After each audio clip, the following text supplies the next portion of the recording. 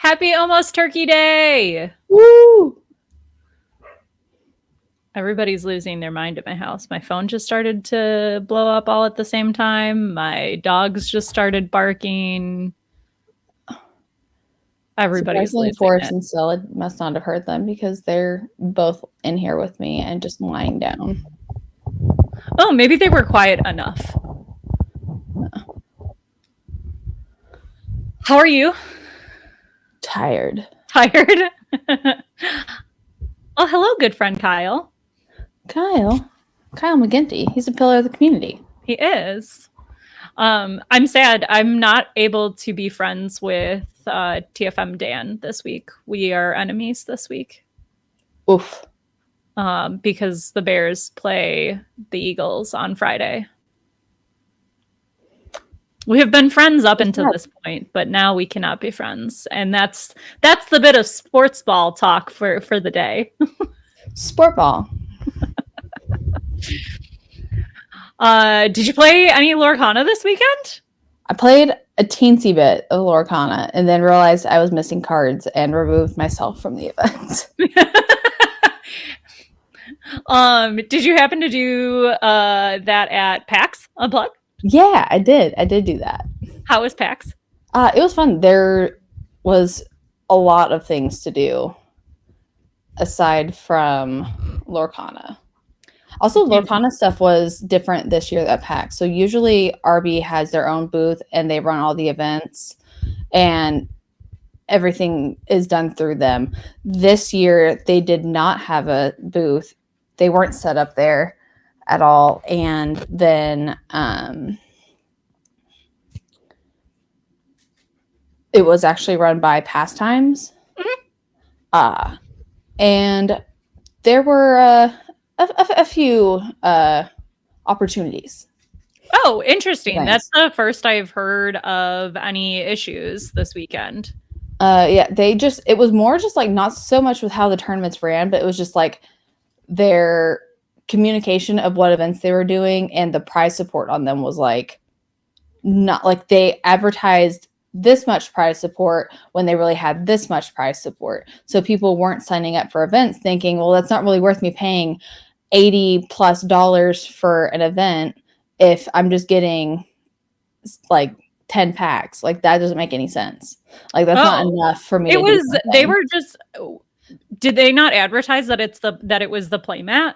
Not for as much as it was. Like the only ones that had listed playmats were the core constructed for their prize support. But even like they did a sealed draft combo thing. Okay. And that gave out playmats for everyone that was 3-0 as well as everyone that was 2-1. But they didn't advertise the playmats for everyone that was also 2-1. Oh, that's the only reason we even saw it was because they had their prize support paper printed off.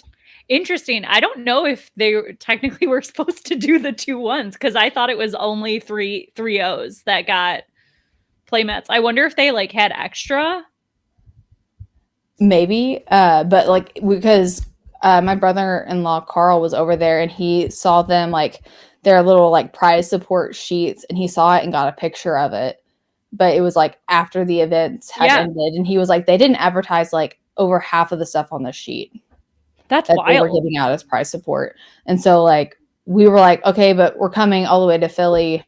Like we want to do stuff that we're actually like it's worth us spending 3-4+ hours doing. Because it's taking such a big chunk of the day of the event. So we're like, if it's not like great prizing, we're not going to waste our money on it. Turns out it was great prizing. They just didn't tell everyone. Yeah, that's fair. What outside of Lorcana, did you play any fun games that you were excited about? Oh, yeah. So we played Blood on the Clock Tower, as all of me and my good friends know I love. And I got to be evil again, and I won. And it was very exciting. That's awesome. I love that. Yep. And then, oh gosh, we played quite a few different games. I didn't even remember what this one game was called. I was terrible at it, but it was such a great time. It was like, you had like little corks on a string. It's like the simplest game ever. And so you're playing in a group. Say there's like, there was 4 of us. Okay. 3 of us are holding on to the strings with the cork on the middle, and it's in a ring. Okay. And then another person has a cup with 2 dice in it. And then they shake it, roll the dice, they lift the cup, and if it is doubles, so 2 of the same number, or 7, then they try to slam the cup over the corks before everyone yanks their corks away. Oh, that's simple. Super silly, super simple, super fun. I was awful. I love it. I was terrible at it. I was terrible. And I was, essentially it is like craps. It's literally what they were saying when we were playing it. But it was just like, I was also listening to Deckard, and he was playing with a little kid next to us, which was great. Like, there were so many people there with families. Like, Deckard literally just kept making friends and was just playing with someone every time we would stop to play a game. For the most part, he was usually entertained by someone. That's awesome. Which was great, because it was just like all the like people would set up playing games, and then kids just kind of migrated to the middle and they would just play. So it was awesome.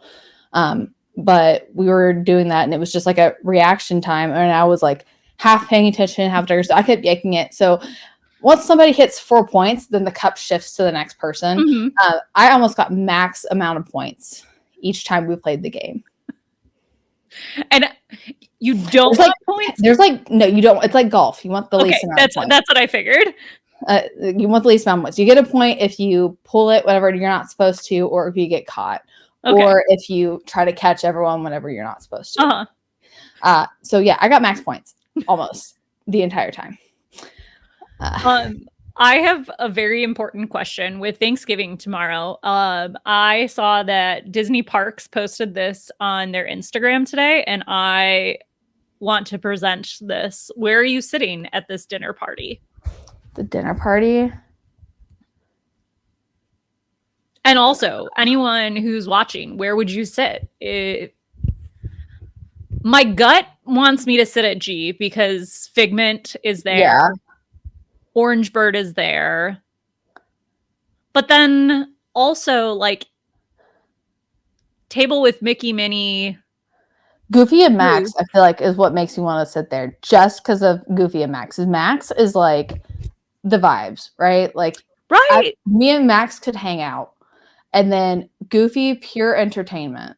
And then just the king and queen, basically, of Disney. Yes. I like... That probably would be my next choice. Yeah, I for sure would not want to sit at C or D, because Donald would be angry, and I feel like Chip and Dale would just like be chaos, feed into the chaos, and just drive Donald absolutely nuts. Yeah, but Daisy might need an ally, so that's true. Out of the girl's girl in me says go sit with Daisy to give her some backup. Yeah, and I would. There isn't a princess. I think they went classic Disney characters on this one. Yeah, they did. Anything but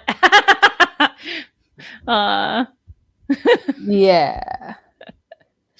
The chaos or Donald, because it depends on the day. Or is that just Max and Goofy? That's fair.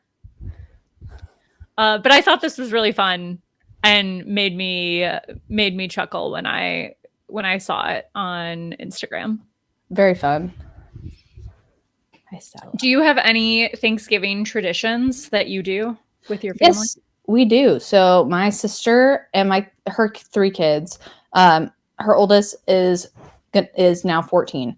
So we've been doing this since he was 7, I believe. So we've been doing it for like 7 years now, where they get to pick a dessert, and we do a kids make the desserts. We don't do a ton of sweets. We just let them each pick a dessert, and then they legitimately help make the dessert.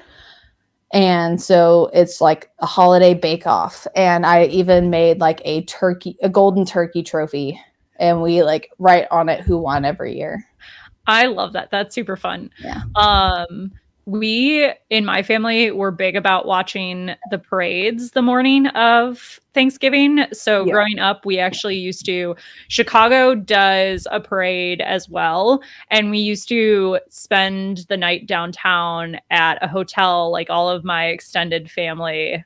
And we would then would have a hotel room on the parade route.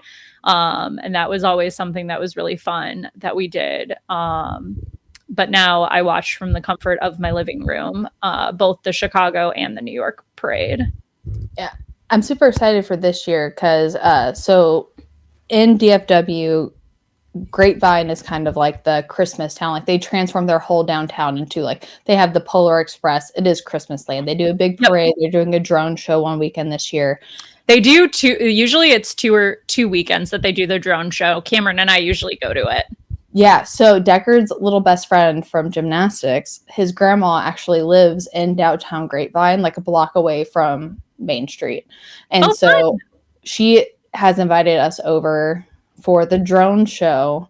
So that way the boys can play and we can hang out there. That's awesome. And the boys can play and we can do the drone show because she says she can literally see it perfectly from our house and then we're not crowded. Yeah, any of those houses right around downtown, it would be a no-brainer. Oh yeah, I'm like so excited. And she was like, even if y'all want to come to whenever y'all come, because we go to the parade every year with my sister, and so she was like, oh, whenever y'all go, if you want to park in my driveway, y'all can, like, just let me know, and then so I don't like get your car towed. Last year I had to go to Grapevine the day of the Christmas parade. So they do a huge Christmas parade. It's like all of that whole area is shut down. Yeah. Well, I had to go to dinner for a work event and they like unknowingly picked the same day. I lucked out. I got there early purposely because I knew the parade was going on. And it was not that big of a deal, but I was like, here's hoping my car doesn't get towed where I parked. Yeah, we go every year, and there's like a candy shop in downtown down there, and they do candy apples. Okay, yeah. And so we do the parade, and the kids get a candy apple, and they all get to share it. And Deckard's going to get to try it this year because he's big on apples right now. Ooh, I love that. So he's going to get to try a candy apple for the first time at the Christmas parade this year. And he's been asking where Sandy Claus is because Nightmare Before Christmas is still alive. It's still his favorite. So it's Sandy Claus, not Santa Claus. One of our friends in their neighborhood, someone for Halloween does like a different theme for their house, and they did Nightmare Before Christmas. And I was so sad because we were driving around their neighborhood to see if they still had it up from Halloween, and they took it down for Christmas. They're like doing something else. And I was like, you've missed that's opportunity. You could have had the same decorations from October through January. Yeah, the part of me that's like, work smarter, not harder. Just do Nightmare Before Christmas, and it can just stay up all the time. Exactly. I was like, why? No. But this weekend we had a CCQ. Neither of us went. We had some friends that went. But Ruby Amethyst, maybe Ruby Amethyst top 2. Which is like essentially the list that we've been practicing with, which was really funny. Joey and Randall were so thrilled. Yeah, so this was the first place list. I'm surprised. I played a Ruby Amethyst. I played against a Ruby Amethyst list last night at League, which League was popping off this week. Finally got to go back to League. I was very excited. And there were 13 people there. I couldn't tell you the last time I went to a League. I feel so bad because I tell people all the time, they're like, oh, like, where do you play at? I'm like, oh, if I go to a League, you can usually catch me at Eclipse. Yep. And honestly, I haven't been there in like 3 months. Yeah, so I was really excited to be back. But I played against a version of this.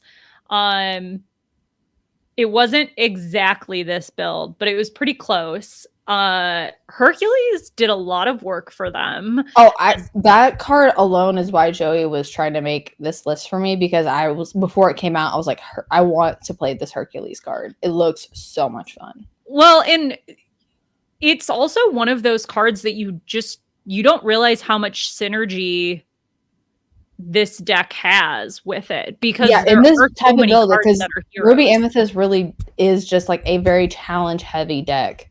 Mm-hmm. And so it fits perfectly into it. Yeah. And I would even say like this list, the list I played against last night had more heroes in it. It was built around that synergy a little bit more, and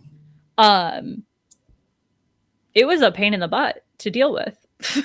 Yeah, it's one of those things where it's kind of like he sticks around for a while, and then he does get some sort of damage. They can just like, if they have the elephant, they can just bounce them back, and it's like,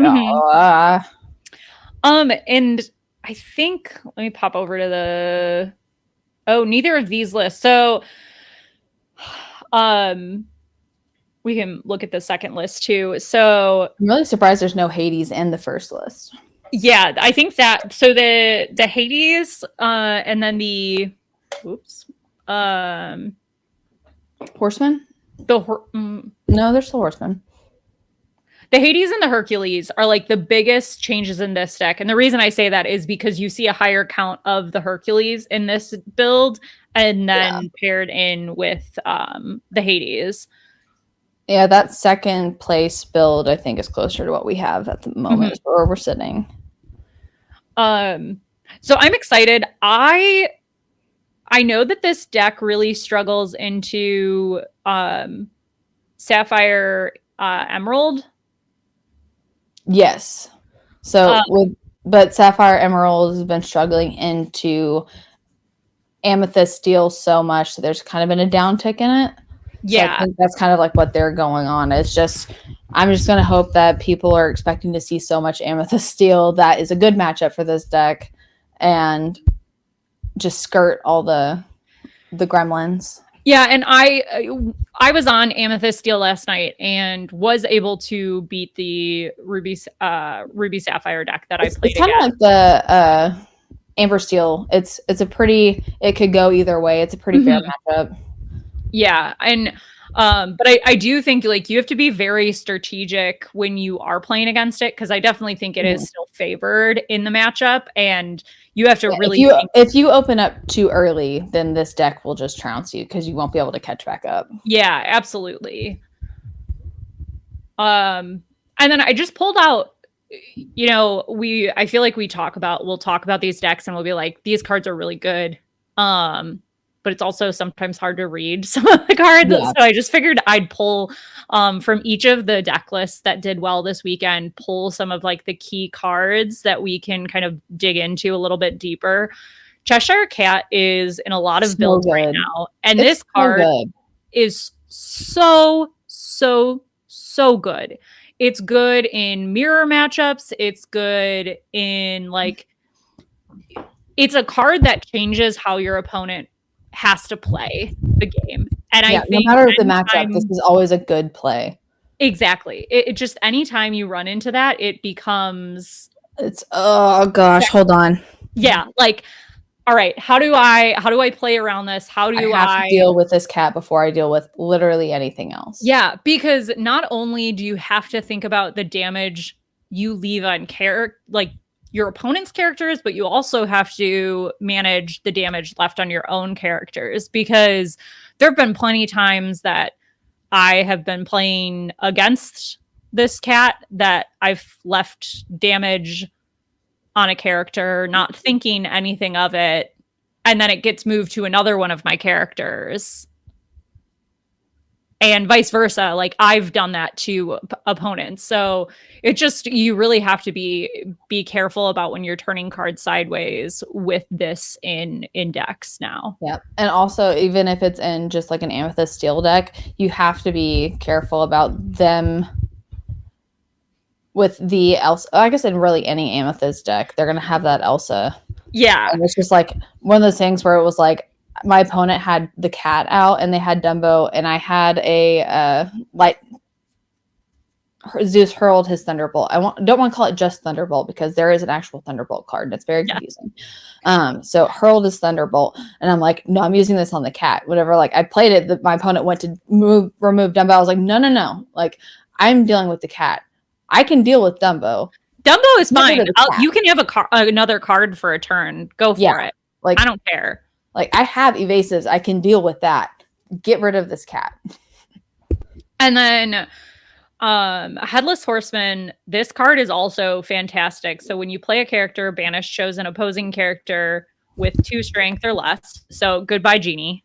It's so pretty. Or goodbye any, like there are just so many cards. There's so many cards that it could just deal with. Elsa it is the one, like you need that in that Sapphire Emerald matchup to deal with the little Clarabelles.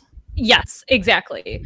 You and don't then want them shifting. During your turn, when an opposing character is banished, each of your characters get +1 strength this turn. Yeah. So which Hercules just gets beefed. He's already Hercules a big boy. Beefed, but this, like, the bigger thing that I think of when I see strength buffs like this are my little characters that I don't really care about in the first place get so much better for like uneven trades where I'm losing a small character because I've beefed it up versus, you know, maybe I run it into a Herc, maybe I run it into a Cheshire cat, like my opponent's Cheshire cat, or like a big Clarabelle, like something along the lines of that. Like that feels so good when that happens.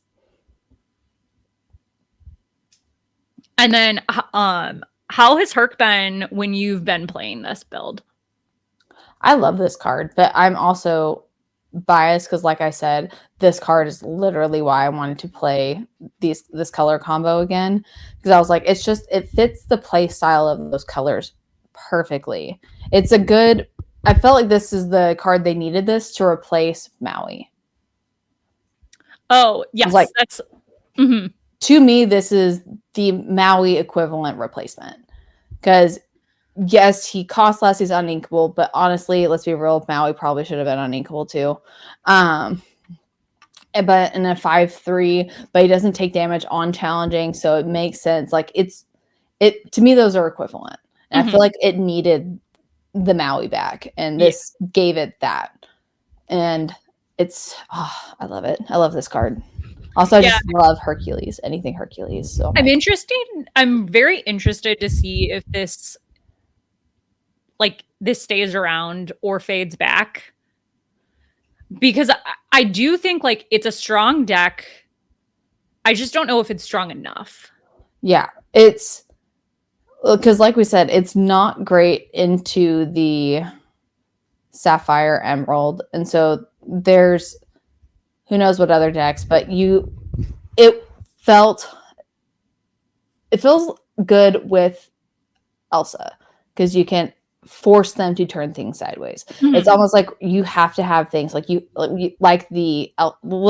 both big Elsas. You have to have things that are going to force them to turn stuff sideways so you get the value out of it. Yeah. And that was if I see this hit the floor, I'm like, okay, I'm just not going to turn sideways until for a bit. Yeah, and that was essentially how I played around the deck last night. I was very strategic about not turning cards sideways, and then was able to like regain control whenever like I needed to, essentially, because they only had Elsa, like the 5-drop Elsa, to turn things sideways.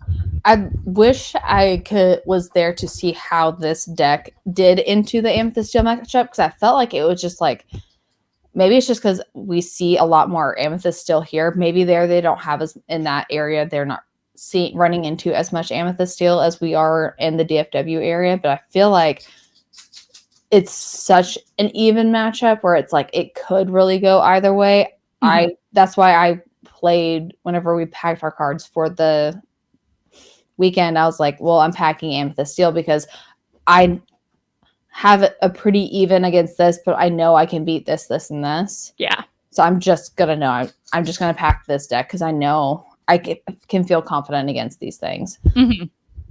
Whereas this one, it felt too much of the toss up. Yeah, and I think that's a very fair description of how that deck feels to me as well.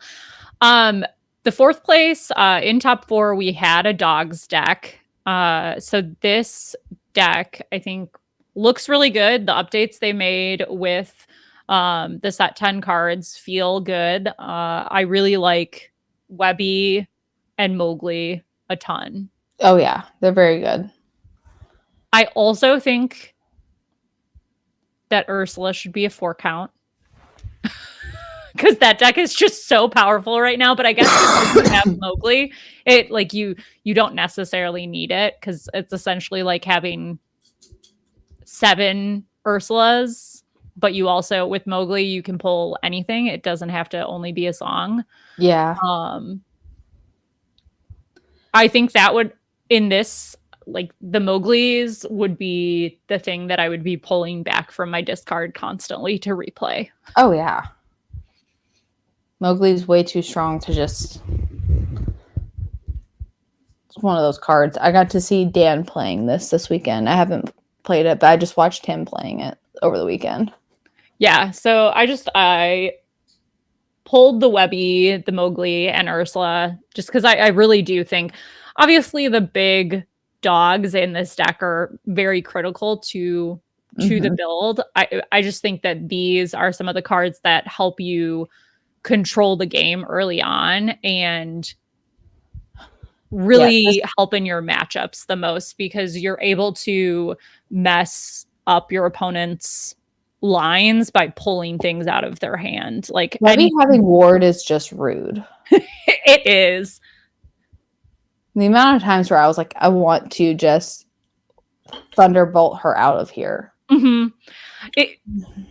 I will say because I've been playing Amethyst Steel, Webby hasn't been as much of a problem for me because I'm not like unless I go first, I don't have more ink than my opponent and my dice rolls have been terrible. I think my dice are all cursed and my opponents are also cursed because I cannot high roll to save my life.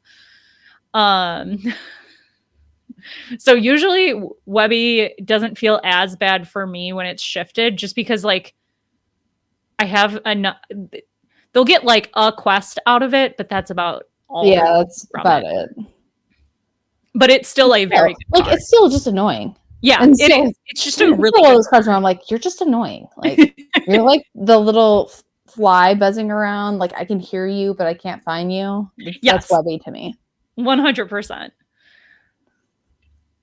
She's not too Cheshire Cat level of, oh my gosh, go away. But yes. And then this is one of the top 8 lists. It was the Amethyst Steel list that I found. It was interesting. So SCG wasn't streamed this weekend. And then which we hate that. I guess they didn't have space to set up a stream from what I had heard. And then on top of that, it would be really nice. I didn't, and maybe they're somewhere else, but they're not on ink decks. Like all the deck lists aren't published, which is kind of a bummer. It just makes it hard to like see what the full meta was and be able to share that out. So that's like, it would be nice if that was something that TOs were, I think for the most part, they're really good about publishing that information and like getting that out. But I think there's still a lot of growth in that area that can help be able to analyze like what's happening in the meta better if TOs are better about posting this kind of stuff. Yeah. This one. I really love the Madame Mim.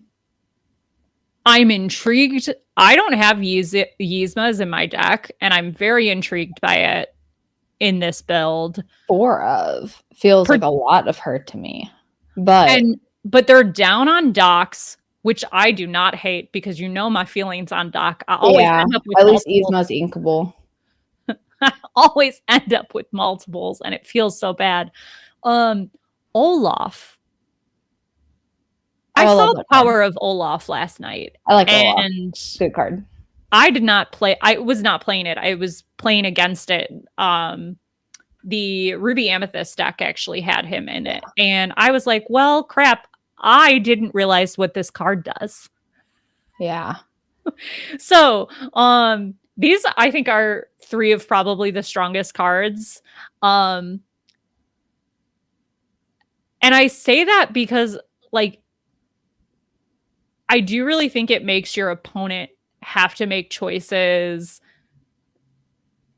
that they're not like, that changes how they play the game versus like how you're playing the game, and puts you in a better position. So like last night I played Hades twice, and my opponent did not have a great board developed, so they let me draw.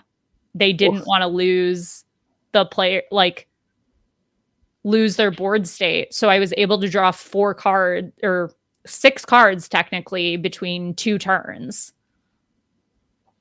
And yes, I am stubborn, because of that, and basically like, swing back into winning the match.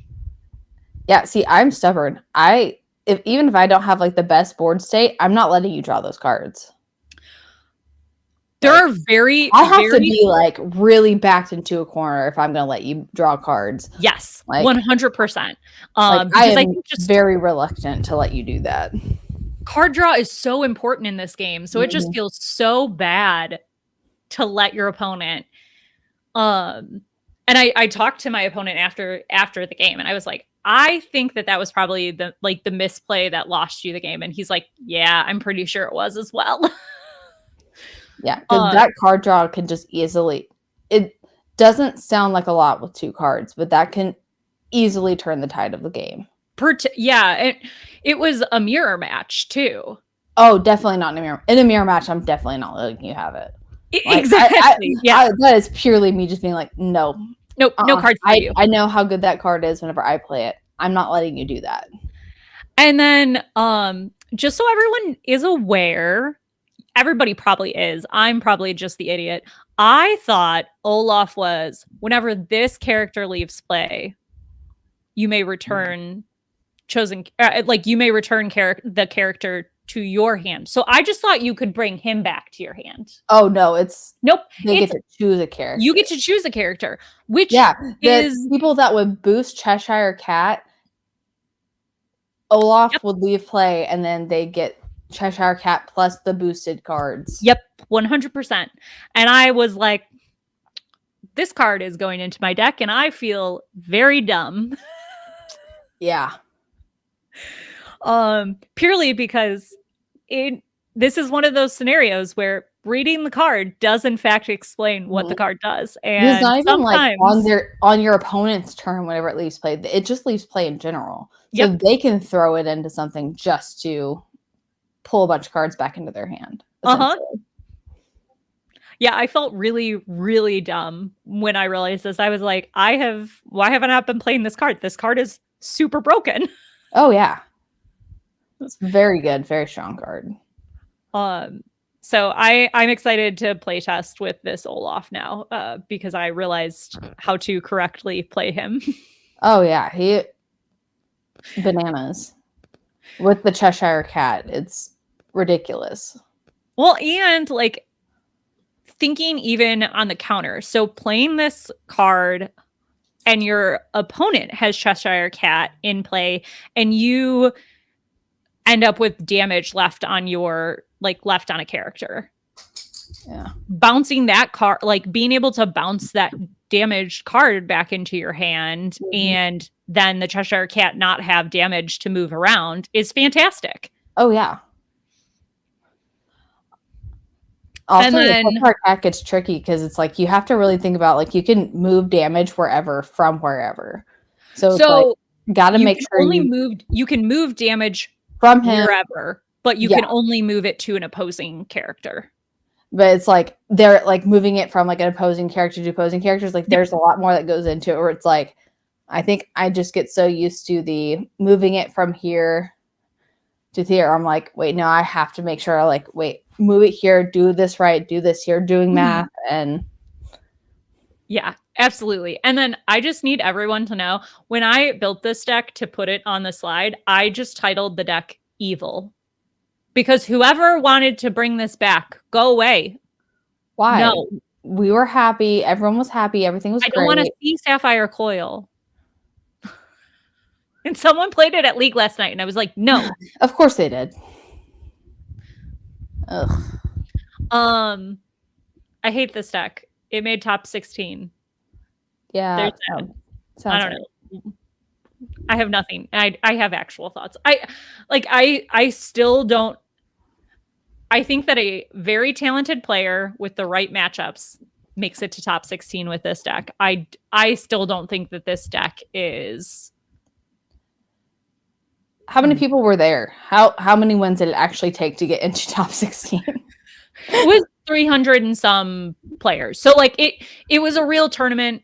This really did well. I don't want to like completely discount it because it did do well this weekend. But at the same time, my feelings about Ruby Sapphire aside, I'm not taking this deck because I still don't think your matchups are good fine. enough. It's never going to be as good as it was with that Hiram popsicle. Yeah. It's never going to be that with those cards being banned. So looking a little closer, I do think like the important drivers in this deck, obviously you still have Maui Shark and you still have all those actions. So that's going to be a value train. But I think Cinderella, this card, there's a reason it's been hyped. It's a good card. It only stamp of approval is solely because that means people are, I think to me, it's people are like, I really just want to play the Cinderella in more decks because she's beautiful. She is beautiful. And that's the only reason why they would want to play this, right? Right. Right? Yeah. Right. Solely because Cinderella is beautiful. Ink Runner, this card is so good. With as many like evasive and alert characters, this card is fantastic. And then obviously we talked about the Headless Horseman, also works well in this build, in this deck. Like there are good cards in this deck. I just still, like jumping back to the deck list, I just, in a meta that is so like board state, a lot of characters that you have to keep trading, I just don't think that this deck survives. Like, yes, I don't see it being very heavy. It might be one of those things where we might see a small percentage of it. I don't see us seeing a ton of this everywhere. No, I think maybe after the next set comes out, this probably comes back in the meta because this is similar to, I think, when we were looking at some of the decks that like were just slightly out. So like Sapphire Steel last set was just not quite good enough. Which essentially, I feel like this deck is Sapphire Steel, just switch the Steel with a couple of Ruby cards. Yeah. It's very Sapphire heavy still. And it's a lot of the same cards that you see in the Sapphire Steel build. And I think that we've seen Sapphire Steel come into the meta more so this set with a lot of the added cards that it got. And I think the Ink Runner. Yeah. And I think next set we'll see Ruby even Sapphire more float back in more. Yeah. As much as I don't want it. As long as there's no broken combo again. Yeah. Speaking of broken combos, I felt so bad. I played against a girl. She was playing this deck. Whenever I had keep in mind, so my deck was missing Hades and Demona's. Like the big cards, like my big removal was what was missing out of the deck. But I still won this matchup. Did they have really, really bad draws? No. I just had the right draws at the right time. Fair. But whenever I lost the Sapphire Emerald matchup, I was like, okay, nope, something's wrong with the deck. This is not me. I win this matchup. And then I started digging and I was like, oh, there's something very wrong with the deck. Oh no. The Prince Philip malicious, mean, and scary combo is rough. Stupid. Like, it's really, really rough. I've done well into this deck, but I essentially have to control their board before they can control mine. Is the way like you play against this on you have to Amethyst Steel. Like you just cannot let them don't let them get out of hand, and try not to let them hit any card draw. Get rid of the cows. Yes, get rid of the cows. The cows for sure. Get rid of the cows, get rid of Donald, even though he also gives you a card. No, do not let them draw. Need it.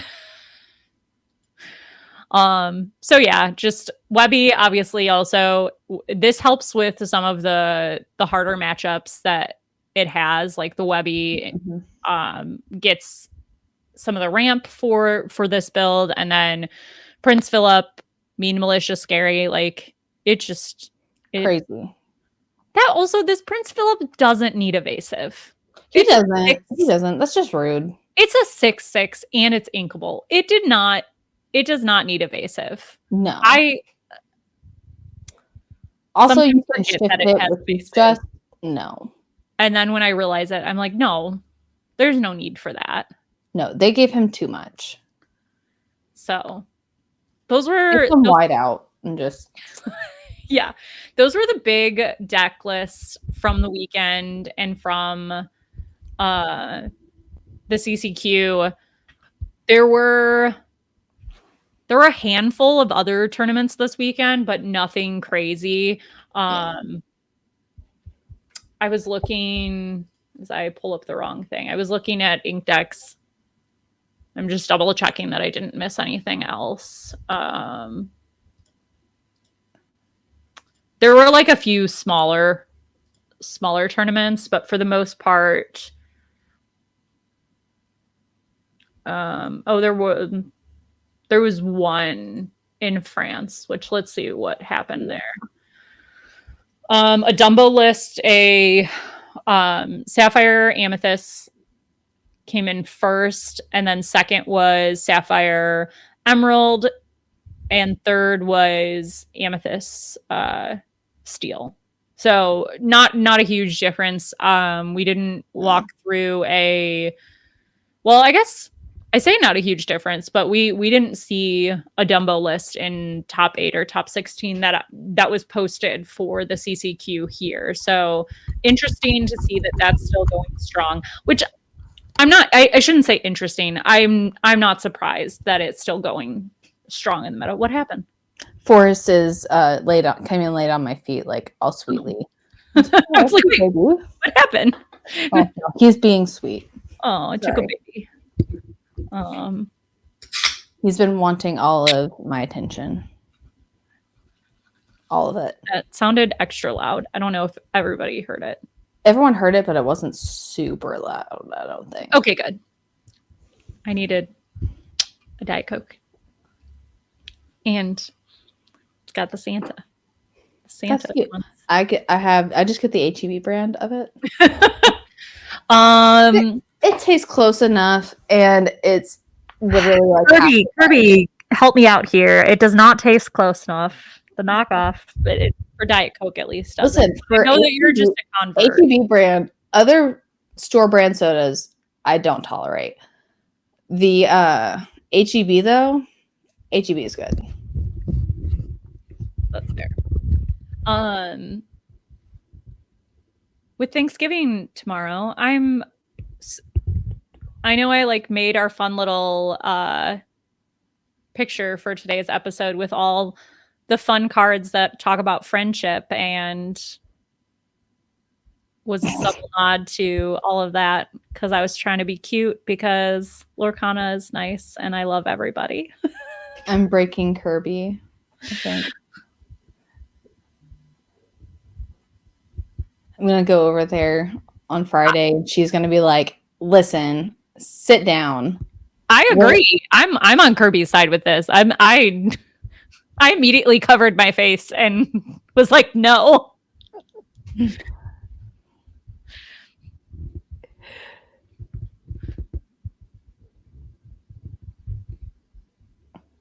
My husband is trying to choose violence right now. I was like, he has a death wish always, but he's trying to expedite it. Yeah. Okay, side note, so I think everyone saw I went to Fogo over the weekend, right? Mm-hmm. With Miss Melissa. And they had halloumi cheese with like honey on it. And I'm still dreaming about it. Just the cheese. Just the cheese? Not anything else at Fogo? Everything else was great. But the cheese specifically, like literally, I was like, they brought it back. I was like, I'm done. I cannot eat anymore. And then they brought the cheese back. And I was like, actually, just kidding. I would like a cheese. And so like they gave me 2 pieces of cheese. And I was like, I am so full. Like, I cannot get it. I can't eat it. I can't do it. Like the second one was sitting there. And then even Dan was like, okay, but like, don't waste the cheese. If you're not going to eat it, like, can I have it? Because it's like just sitting on the plate that they literally just gave you for the cheese because they had already taken my plate. And I was like, no, I'm done. I can't eat anything else. And then they walked by with cheese. And I was like, crap. I just need everyone to know whenever you go to Fogo or any other Brazilian steakhouse, the trick is truly whatever your favorite like one is, you just have to tell one of the waiters or the people coming up to the table with steak, be like, hey, I want more of that. Because what I do is I really like fillets. So I just make them keep coming back with the fillets and just put as many of them on my plate as possible. See, Melissa can attest to this. I asked for a small piece at one point. No, that's not They allowed. got offended. Yeah. They legit gave me pieces that were as large as the plate. No, like literally like end to end on the plate, like that's the whole joy. Like thick, wide. I was like, I just want like a small piece. Like I want to try all the things, so I don't want to get a lot of something because I will not want to waste it. And then the guy was like, cut me a slice, the same size that he had just given to Melissa. And I was like, okay, like went to take it off, and he goes, kept cutting more off. It was like, no. And was like just putting it on my plate. And I was like, cool. So never telling them I just want a small piece ever again.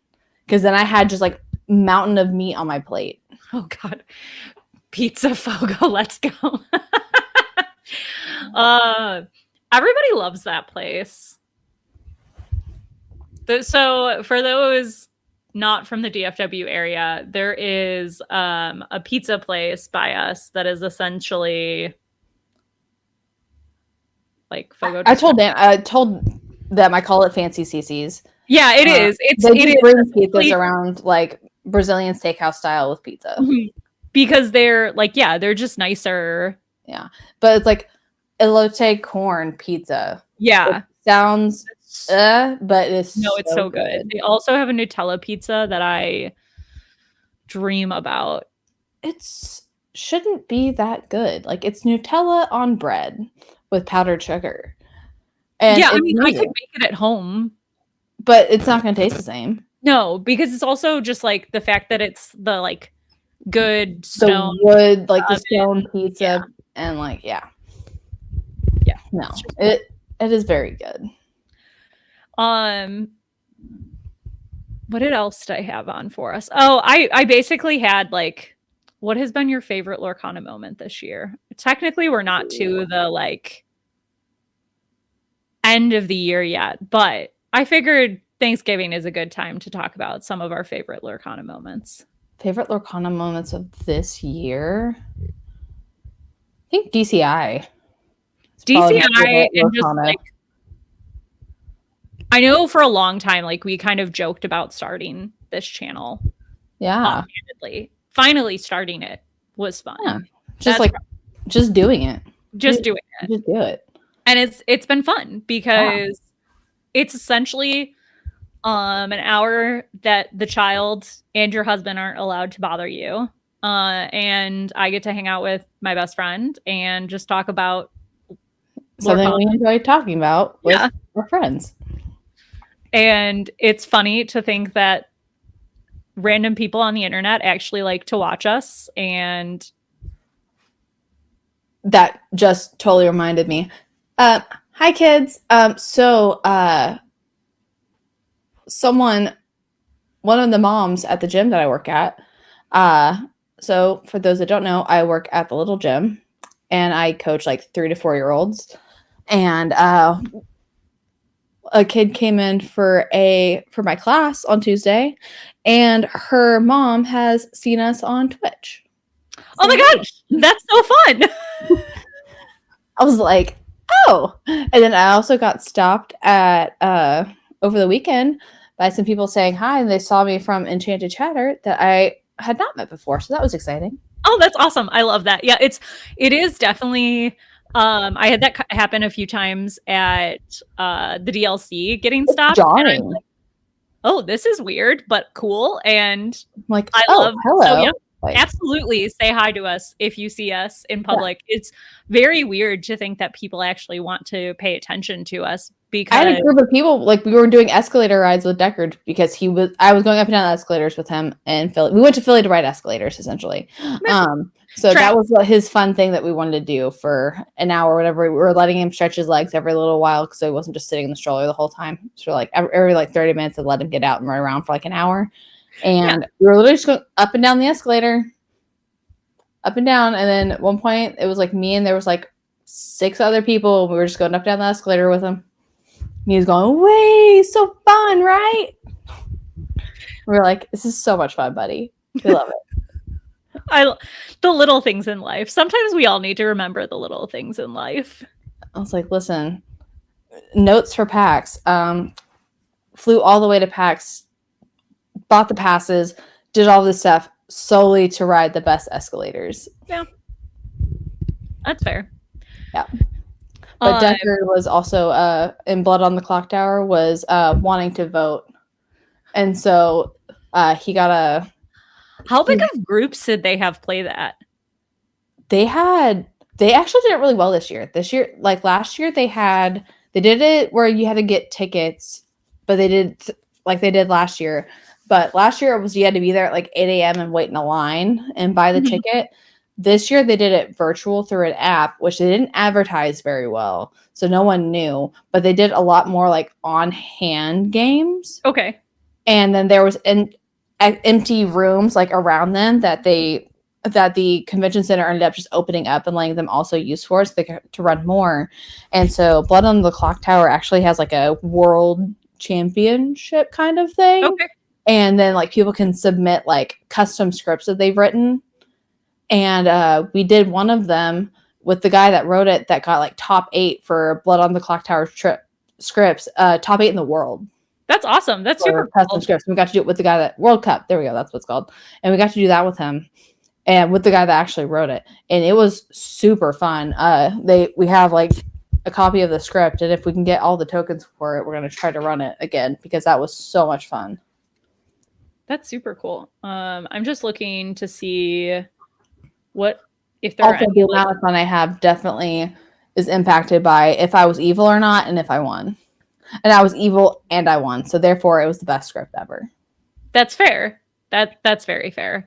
I think you told me because I was asking I have not had a huge I have not been playing my board games much because of Lorcana, but I have a huge board game collection. That's was my first love before Lorcana. And so I asked what games you were playing, and one of the games that you played was actually a card game that I had. So I was excited to hear my god, good puppers. It is so stinking cute. So Katie and Carl bought it. And we were playing theirs. And so we got back to the Airbnb we were all staying at, and they were like, we have this cute game. And I was like, ooh, doggies, play that. Want that. Yeah. So sometimes it's actually so much fun because sometimes they look cute and silly and they look pretty, but it's kind of it's fine. It's actually a really fun game. There are 2 reasons I buy board games. One, it's like, oh, this is actually a really, really good game, and people have recommended it to me, or I've played it and I really liked it, or the art is cute. Yeah. Last year we got the Dinosaur Tea Party game, which was like, oh my gosh, it's cute and it's dinosaur. And I got it for free because we bought this other thing. And I was like, oh, cool. And then we ended up playing it. We're like, wait, this is actually a really fun. good game. Yeah. So Flamecraft is another board game that the art is adorable. You're tiny little dragons that run different shops. And all the shops kind of have like punny names that relate to dragons and like what the shop is in real life. And it's delightful. The art is absolutely adorable. And I 100% bought it because I was like, this art is super cute. And then I played it and I was like, wait, this game is actually super, super fun. Yeah, Flamecraft had a booth set up, and they even have like stuffed animals of all the dragons, like a whole bunch of different merch and stuff you can get of the different dragons. I think I was like, oh my gosh, it's so cute. It's so cute. But also, side note, our favorite like digital game, Cult of the Lamb, is coming out with a board game. Okay, so fun fact, I know that no one would be surprised by this, but Bri and I are actually quite evil, and Cult of the Lamb is one of our favorite computer games. Evil Animal Crossing, basically. Yeah, and it's so relaxing and it's so much fun. Like I get sucked into it for literal hours. Yeah, now there's a really good chance that after we get off stream tonight that I play, because I haven't played in a while and I don't need to wake up for work tomorrow, so I can do whatever I want. I don't have a bedtime because I'm an adult. I'm an adult. That's why I have a bedtime. Adult, treat yourself. I'm going to bed early. I was like, essentially over the weekend we would get back doing stuff with Deckard and they'd be like, all right, we're gonna play games. And I was like, Deckard's asleep. That means I get to go to sleep. That's very funny that you say that, because one of my best friends from college called me this morning and she's like, hi. And I was like, hello, are you okay? And she's like, I'm taking a walk. I'm with all of my family and more family is coming later. So I'm taking a walk. And I was like, oh, well, also, why do you sound terrible? And she's just like, oh, I'm sick. I had like 102-degree fever as I drove 8 hours to my in-laws. And I was like, excuse me, why? And she's like, because if I come here, the cousins watch my son. Valid. They have a dog. The dog plays with my puppy. We're good. And I get to sleep till 10 a.m. And I was like, fair. Valid. That's a fair, I get your logic. Makes sense. I understand. Been there. Get it. Sometimes I get that too, where I'm like, you know what? Like today we went to dinner with my sister and our kids. And so I was like, we were going to get food and we were at like a little truck yard kind of thing where it was like a bunch of food trucks. But it's not the truck yard. Oh, I was like, were you at the truck yard? It's not the truck yard, but it's essentially the same thing. But it's over here by us. Okay. And so like we went there and we literally walked to them, didn't get food or anything yet. We were just like, Deckard, like, oh, look, there's your cousins. And like they had gotten their food and they were sitting down. And so he ran over there to go with them. We're like, all right, now we're going to go look at the food trucks. Bye. Okay, bye. Speaking of, and I have to log in. I 100% just had to Google and find the Cult of the Lamb board game. And I have a QR code also for the link for it where we can get extra stuff if you pre-order also. Okay, yeah, I have a copy of it and I was going to send it to you. I just forgot until beautiful. That's why I was like, oh. Because if it gives me extra special stuff, there's one thing about board games that board game people love. It's extra nicer pieces or better organization in the box, because that's the other reason why I like Wingspan so much is everything fits perfectly back into that box. That everything can go into all together. All the expansions, everything all fits and it all has its own slots and everything. It's very, very nice. It feels good. No, I was like, we were walking around and we saw Cult of the Lamb. And I was just like, oh, and like my speed increased. Yep. And I was like walking up and like we were with our friends from Pittsburgh, and Alex is standing next to me, come over running, and I was like looking at it, and I was like looking at all the pieces, and I was like, the guy was like trying to sell us on the game, and Joe was like, honestly, dude, like You don't need to, like they didn't even have any no. there because it's not available yet to purchase. And he's Yeah. like, it's Cult of the Lamb. She probably just wants the flyer so she can buy it. Yes. You don't need to sell He's me like, you don't have to try to sell it. I will purchase this. You're fine. And then like our friend Alex I was like excited. I was like, sorry. I was like, I'm pretty sure we were talking. I was like, I'm sorry. I got very one track mind when I saw this. And he was like, I understand. I also have Cult of the Lamb. He's like, I also take flyer. Yeah, it's the best. Oh, Forrest. Is Forrest being a puppy? He's snoozing. He fell asleep on my feet. So. Are you playing any Lorcana this weekend? I don't think so. I think we have plans Saturday, but that's like not Lorcana, not Fair. card anything. But the Card Haven is having like Black Friday sales for like the whole week, so need to go to them because that was actually perfect segue. Target has a gift set. However, check your local game store because while Black Friday is for most of the big box stores, most of your local game stores will be running specials either all week or on Saturday for Small Business Saturday. I know one of my favorite local game stores does a huge sale on Saturday.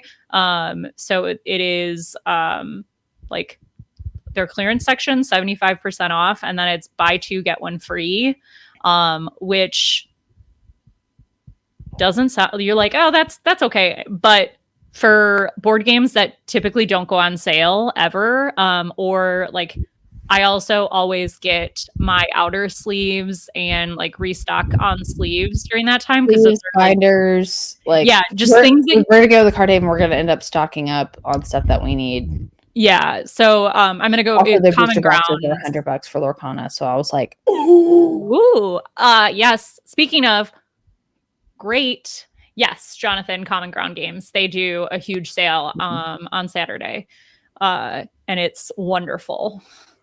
Yeah, they do crazy good deals for Black Friday last year. It was insane. I lost my train of thought. I got distracted. You said $100 boxes of Lorcana. So everybody, I just need everybody to know, Advent calendars are great. Advent Lorcana calendars, even better. Opening a pack a day, it's great. Christmas every day. I have no self-control. If I start opening things, I rip it all open. I'm not my mother-in-law who has the most self-control. She buys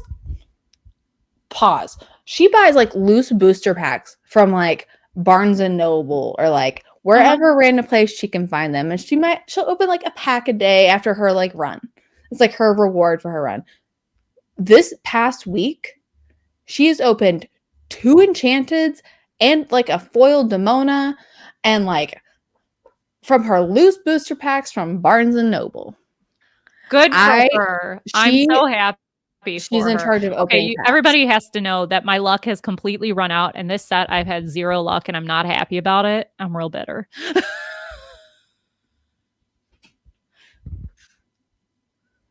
Like, no, she has had the most insane luck pulling cards. Awesome though. That is she doesn't buy a ton. Like she buys like the loose cards.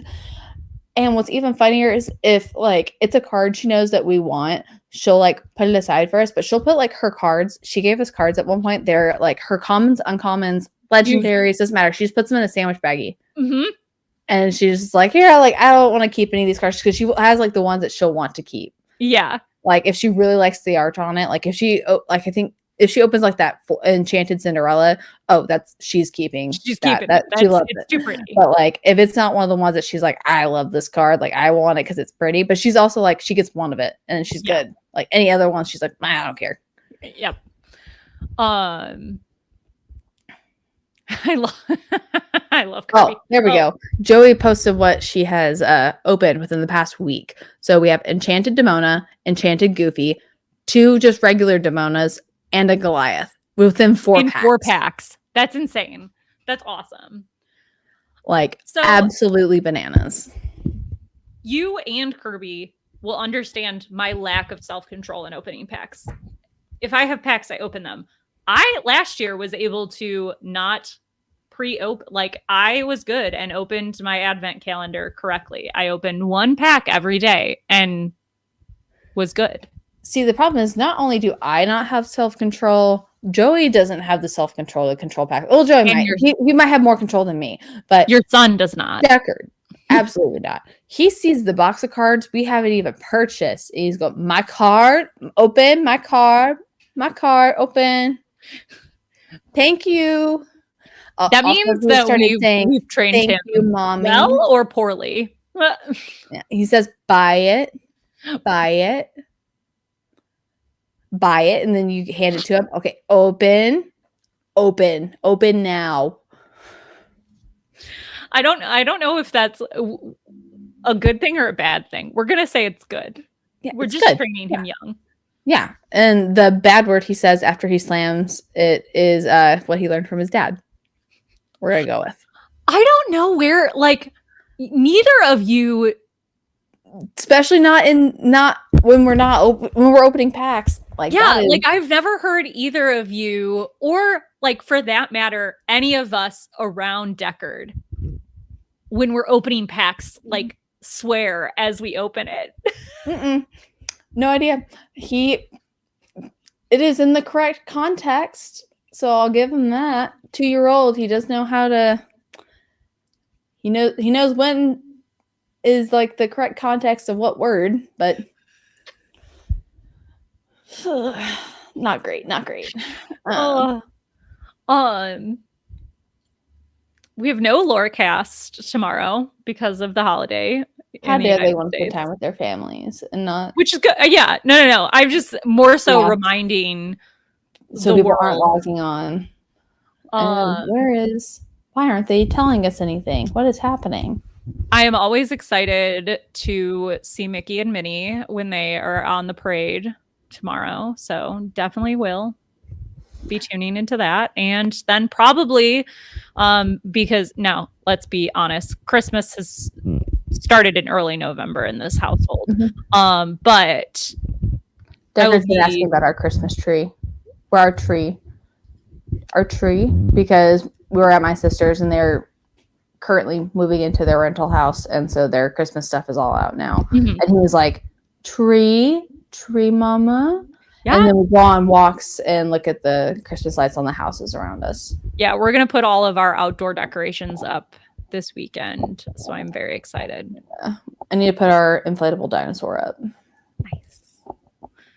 I keep seeing random dinosaur things that I keep forgetting to send you. But also I'm like, oh, I should send this to Bri, but also I'm protecting her wallet if I don't send it. So it's always a toss-up if I send it or not.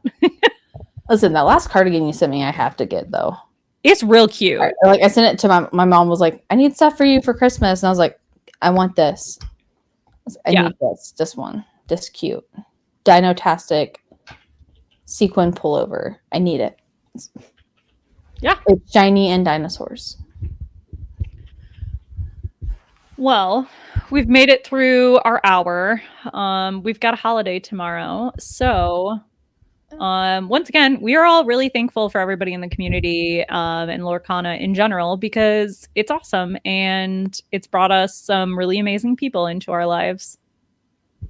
We love you all. Yeah. And if hopefully you all have good Thanksgivings if you are here in the United States, or you just have a normal rest of your week if you live anywhere else. And hopefully starting soon, you'll see some extra gameplay here. I'm going to be working on the schedule for that and reaching out to all of the people that reached out to me that want to play. So I'm very excited for that. So that's sort of what's coming up in our world and Enchanted Chatter. Other than that, we'll see you next week. Bye, y'all. Go Birds. Bye for now. Dan had to. I couldn't even click the outro button yet because he had to come on with that damaging message. Just rude. Absolutely. He's also rude. watching Wicked, so I know. positive and a negative. Positive and a negative. Go Bears. Bye, y'all.